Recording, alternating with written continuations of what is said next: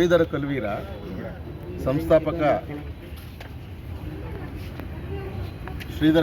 ಸಂಸ್ಥಾಪಕ ರಾಜ್ಯಾಧ್ಯಕ್ಷರು, doctor B R Ambedkar ದಲಿತ ಸಂಘಟನೆಗಳ ಒಕ್ಕೂಟ ರಾಜ್ಯ ಸಮಿತಿ ವತಿಯಿಂದ ಪತ್ರಿಕಾಗೋಷ್ಠಿ ಮಾಡಿರುವಂಥದ್ದು. ಇವತ್ತಿನ ಒಂದು ಮುಖ್ಯವಾದಂಥ ವಿಚಾರ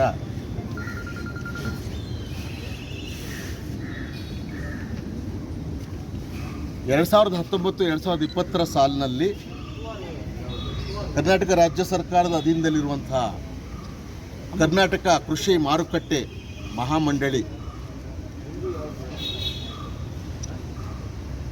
ಇಲ್ಲಿ ನಡೆದಂತಹ ಒಂದು 48 ಕೋಟಿ ಭ್ರಷ್ಟಾಚಾರದ ಹಗರಣವನ್ನು ತೀವ್ರ ತನಿಖೆಗೆ ಗುರಿಪಡಿಸುವುದಕ್ಕೋಸ್ಕರ ಪ್ರಸ್ತುತ ಸರ್ಕಾರ ಫಾಸ್ಟ್ ಟ್ರ್ಯಾಕ್ ಕೋರ್ಟಿಗೆ ಈ ವಿಚಾರಣೆಯನ್ನು ವರ್ಗಾಯಿಸಿ SITಗೆ ಅಥವಾ CBIಗಾದರೂ ವರ್ಗಾಯಿಸಿ ಈ 48 ಕೋಟಿ ಸಾರ್ವಜನಿಕ ಹಣವನ್ನು ವಸೂಲಾತಿ ಮಾಡಲಿಕ್ಕೆ ಕ್ರಮ ಕೈಗೊಳ್ಳಬೇಕು ಅನ್ನುವಂಥದ್ದು ಇವತ್ತಿನ ಪತ್ರಿಕಾಗೋಷ್ಠಿಯ ಮುಖ್ಯವಾದಂಥ ಒಂದು ಆಗ್ರಹ.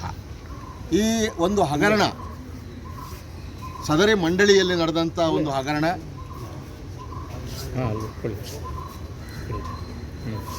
ಈ ಹಗರಣ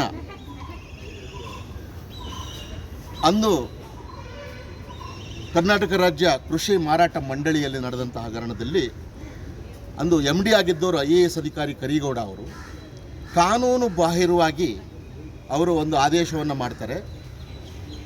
ಆಂಧ್ರ ಬ್ಯಾಂಕ್ನಿಂದ ಸಿಂಡಿಕೇಟ್ ಬ್ಯಾಂಕ್, ಈಗ ಕೆನರಾ ಬ್ಯಾಂಕ್ ಆಗಿದೆ, ಅದಕ್ಕೆ 100 ಕೋಟಿಯನ್ನು ವರ್ಗಾವಣೆ ಮಾಡಿ ಅನ್ನೋದು ಕಾನೂನು ಬಾಹಿರವಾದ ಆದೇಶ ಮಾಡ್ತಾರೆ. ನಂತರ ಸಿಂಡಿಕೇಟ್ ಬ್ಯಾಂಕ್ ಒಂದು 100 ಕೋಟಿ ನಿಶ್ಚಿತ ಠೇವಣಿ ಕೇಳಿದಾಗ ಅದರಲ್ಲಿ 52 ಕೋಟಿದು ನಿಜವಾದಂತಹ ಅಸಲಿ ಸರ್ಟಿಫಿಕೇಟ್ಗಳಿದೆ, ಇನ್ನು 48 ಕೋಟಿ ನಕಲಿ ಸರ್ಟಿಫಿಕೇಟ್ ಅನ್ನೋದು ಕಂಡು ಬಂದಾಗ ಕೂಡಲೇ ಪೊಲೀಸ್ ದೂರು ಕೊಟ್ಟು FIR ಆಗಿ ಚಾರ್ಜ್ ಶೀಟ್ ಆಗುತ್ತೆ. ಕೆಲವು ಸಣ್ಣ ಪುಟ್ಟ ಬ್ಯಾಂಕ್ ಅಧಿಕಾರಿಗಳು, ಮಂಡಳಿಯ ಅಧಿಕಾರಿಗಳನ್ನು ಕಾನೂನು ಕ್ರಮ ಬಂಧಿಸೋದು ಅಂತ ಮಾಡಿದ್ದಾರೆ. ನಮ್ಮ ಇವತ್ತಿನ ಪತ್ರಿಕಾಗೋಷ್ಠಿಯಲ್ಲಿ ನಾವು ಆಗ್ರಹ ಮಾಡ್ತಾ ಇರೋದು, ಯಾವ ವಾಲ್ಮೀಕಿ ಮಂಡಳಿಯಲ್ಲಿ ಇವತ್ತು ನಡೆದಂಥ ಹಗರಣದಲ್ಲಿ MD ಅರೆಸ್ಟ್ ಆಗಿದ್ದಾರೆ, ಉಸ್ತುವಾರಿ ಮಂತ್ರಿ ನಾಗೇಂದ್ರ ರಾಜೀನಾಮೆ ಕೊಟ್ಟಿದ್ದಾರೆ. ಅದೇ ರೀತಿಯಲ್ಲಿ ಆವತ್ತಿನ ಒಂದು ಕಾಲಘಟ್ಟದಲ್ಲಿ MD ಆಗಿದ್ದಂತಹ IAS ಅಧಿಕಾರಿ ಕರಿಗೌಡರನ್ನು ಬಂಧಿಸಿಲ್ಲ.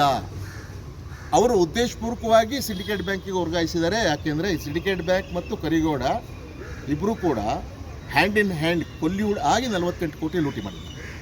ಅದರಿಂದ ಕರಿಗೌಡರನ್ನು ಬಂಧಿಸಿದರೆ ಎಲ್ಲ 48 ಕೋಟಿ ಹಣವನ್ನು ನುಂಗಿರುವವರು ಎಲ್ಲರೂ ಕೂಡ ಹೊರಗಡೆ ಬರ್ತಾರೆ. ಇದನ್ನು ಇವತ್ತಿನ ಸರ್ಕಾರ, ನಾವು ಮಾನ್ಯ ಮುಖ್ಯಮಂತ್ರಿ ಸಿದ್ದರಾಮಯ್ಯನವರಿಗೆ ಭ್ರಷ್ಟಾಚಾರದ ಹಗರಣದಲ್ಲಿ ಕೊಲೆಯ ಒಂದು ಪ್ರಕರಣಗಳಲ್ಲಿ ನಿರ್ದಾಕ್ಷಿಣ್ಯವಾದ ಕ್ರಮಗಳನ್ನು ಏನು ತಗೊಳ್ತಾ ಇದ್ದಾರೆ ಈ ಪ್ರಸ್ತುತ ಸರ್ಕಾರ, ಈ ವಿಚಾರದಲ್ಲೂ ಕೂಡ ಇದು ಯಾವ ಸರ್ಕಾರ ಅನ್ನೋದನ್ನು ಗಮನಿಸಬೇಡಿ. ಅದು ನಿಮ್ಮ ಪಕ್ಷ ಇರ್ಬೋದು ಅಥವಾ ಬೇರೆ ಪಕ್ಷ ಇರ್ಬೋದು, ಕಾನೂನು ಕ್ರಮ ಕೈಗೊಳ್ಳಿ. ಇನ್ನೊಂದು, ಅಂದಿನ ಸಹಕಾರಿ ಸಚಿವರು ಬಸವರಾಜ ಬೊಮ್ಮಾಯಿ ಅವರನ್ನು ವಿಚಾರಣೆಗೆ ಗುರಿಪಡಿಸಿ 48 ಕೋಟಿ ತಿಂದಿರೋರು ಎಲ್ಲರೂ ಹೊರಗಡೆ ಬರ್ತಾರೆ. ಇವತ್ತು ಹಾವೇರಿ ಸಂಸದರಾಗಿರ್ಬೋದು. ನೈತಿಕ ಹೊಣೆ ಸಹಕಾರ ಸಚಿವರು ಅವತ್ತಿನ ಬಸವರಾಜ ಬೊಮ್ಮಾಯಿ ಅವರನ್ನು ಕೂಡ ವಿಚಾರಣೆಗೆ ಗುರಿಪಡಿಸಿ. ಕಾರಣ ಇಷ್ಟೇ, ಇದು ವಿಚ್ ಹಂಟಿಂಗ್ ಅಲ್ಲ, this is not which hunting. Definitely 48 ಕೋಟಿ ವಸೂಲಿ ಮಾಡಲಿಕ್ಕೋಸ್ಕರ ಈ ಕ್ರಮ ಕೈಗೊಳ್ಳಿ ಅನ್ನುವಂಥದ್ದು ನಮ್ಮ ಒಂದು ಆಗ್ರಹ.